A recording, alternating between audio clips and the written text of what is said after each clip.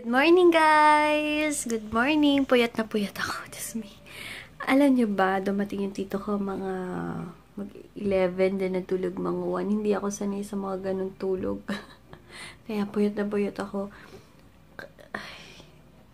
And then, nagising ako mga 7. So, yun. Mamaya tutulog na lang ako. Sila pauwi niya ng may konting handa dahil birthday ng tito kong yun. And then, uwi silang Batangas. Magstay muna sila doon. Then, 31, dito kaming mag-New Year. Then, bukas, susunduin ko yung si aking boyfriend sa somewhere. Hindi pa namin alam kung saan ko siya susunduin. Kasi dito ulit siya mag-New Year. Ang dami kong sinasagot na inquiries. My goodness, pasensya na late ha, guys. Ay, dami. Pasensya na late ang pag-answer ng inquiries. And, popost ko na maya-maya itong whitening papaya essence, whitening natural extract. And, meron din nito yung whitening milk. So, super good. Super good niya sa balat. And, ayun. Answer muna ako ng inquiries. And, hindi pa ako nakakahanap ng damit ko para bukas, para sa binyag ng aking pamangkin na anak. Kailangan ko na makahanap sa mall. Saan ba ako titingin? Baka bukas na lang. Bukas pa kaya ang mall tomorrow, guys?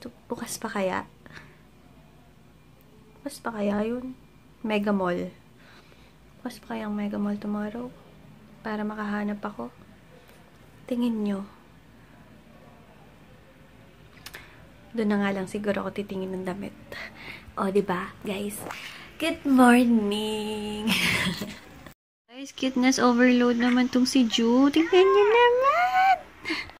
Shout out for sis Geneva Tolentino. Hi sis! Thank you sa panonood and thank you sa order mo sa akin.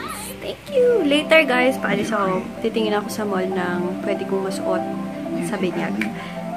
Samahan niyo ako. Sana may makita kong kahit dress or kahit anong form. Medyo, hindi naman super formal yung tama lang, di ba? So, yun. Titingin ako later. Baka mga bandang 2:30 or 3. Siguro 3 para hindi naman init. So, yan.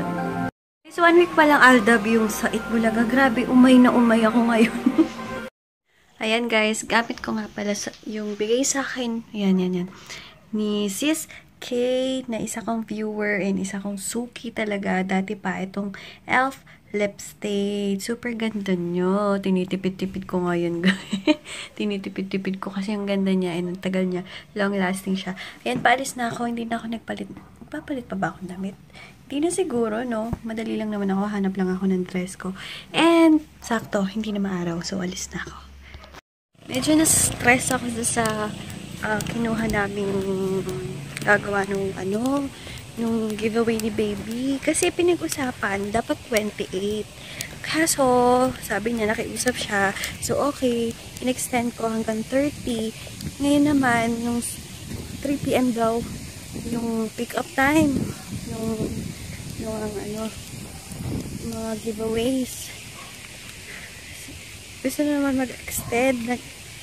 Uwi na kami ng Pampanga. Yan sabi ko, wala pa. Paulan na. Sabi ko, ang tagal-tagal ko nang nag-down ng half the price ng giveaway na yun. Bakit naman hindi pa matapos? Ilan lang naman yan. Hindi naman talaga sobrang dami. Kaya, ayan, stress ako. Sana umabot ngayon. Sana ma-pick up na ngayon. Kasi 31 na bukas. Nag-hair detox lang ako. Hindi ako nag-conditioner and hindi ako nag-shampoo. Ganda-ganda ng effect niya talaga. Pag nati-treatment talaga yung hair. Super ganda. Ayan, may isa ako nagustuhan sa H&M pero tingin-tingin muna ako. Hirap tumingin ng pang medyo formal. Pero bahala na kung wala akong makita yung sa Uniqlo. H&M pala yun, hindi Uniqlo. Ayan, malapit na ako sa bahay. Ayan, hindi maganda yung pakiramdam ko, guys. Parang kung lalagnatin na nilalamig na hindi ko maintindihan na masakit yung mga katawan ko. Feeling ko dahil to dun sa pigsa ko sa puwet. Ewan ko ba? Sakit-sakit niya. Sakit-sakit niya. Kaya, ewan ko. maaga ako magpapahinga. And nakabili na ako ng damit sa H&M na lang. Tagal kong pinagpilian kasi meron ako na nagustuhan. Isang dress. Or dalawa. Tapos ito na lang pinili ko. Para maiba. Para hindi naman laging dress. And magagamit ko siya siguro pag may Bangkok trip ako. Gagamit ko din siya. Diba? So, yun. Watch out nyo guys, yung mga batch 3 ng aking pre-love clothes. And then, nga pala guys, meron pa mga ilang available sa batch 2 ko. So, check nyo sa page ko kung yung mga available pa.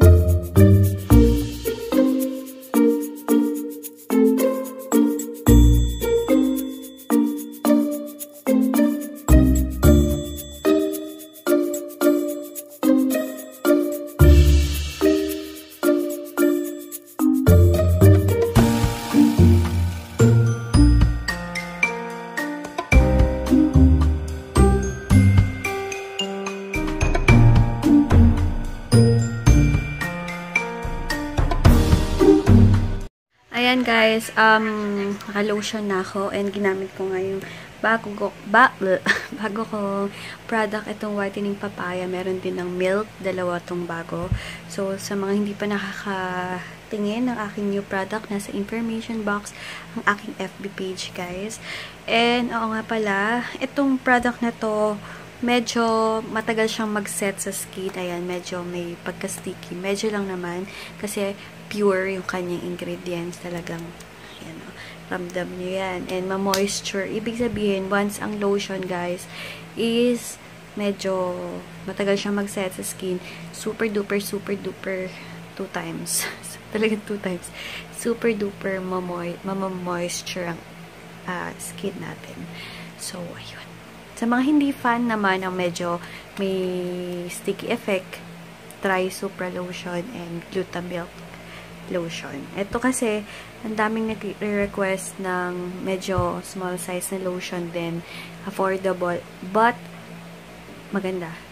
Ito, kaya nagpakuha ko sa lab or nag-order ako sa laboratory na ganyan. And, guys, original lang ha. Wag po tayong, sabi ko nga sa kahapon kong vlog, mag-ingat kasi pati nga mga drugstore na gamot pinipeke like Fitroom, ano ba? Yun kasi yung na-email sa akin ng lab, yung mga Fitroom, yung mga pang sa lalaki, yung pang painit yun. Meron din mga fake nun. Basta, huwag kayong bibili kung saan-saan guys. Pakiusap kasi alagaan natin yung ating sarili kasi, or ating health kasi iisak buhay lang meron tayo. Kaya alagaan natin ng mabuti. So, ayun, naantok na ako. Gusto ko na magpahinga kasi nga hindi masyadong magandang pakiramdam ko kanina pa. Pero ngayon, okay na. Hiniram ko nga yung thermometer ni Abraham pero okay naman. 36.44 lang naman. So, okay na okay. Nalalata lang ako kasi puyat. Hindi yung aking pigsa talaga. So, yun guys. Tomorrow na lang. Tomorrow maaga akong aalis. Hindi naman sobrang aga. Mga 7 or 7:30. Kasi susunduin ko ang aking boyfie. Or hindi naman susundo. Magkikita kami sa isang place. And then, sabay kami pumunta dito. Gusto ko na din magsimba. Kaya, pupuntahan ko siya. So, yun. Tomorrow na lang guys. Thank you for watching. And happy New Year. Advance sa inyong lahat. Maraming salamat sa lahat na nagko-comment, nagla-like ang mga subscribers ko dati pa, and sa mga bago kong subbies, thank you! God bless you all, and sorry, hindi ko pa rin na-film yung aking giveaway. Pasensya na, pero soon yan. Pagkatapos lahat ng kabisihan ko na nagawa ngayong holiday, promise. Pagka January 4, ayusin ko na lahat yan.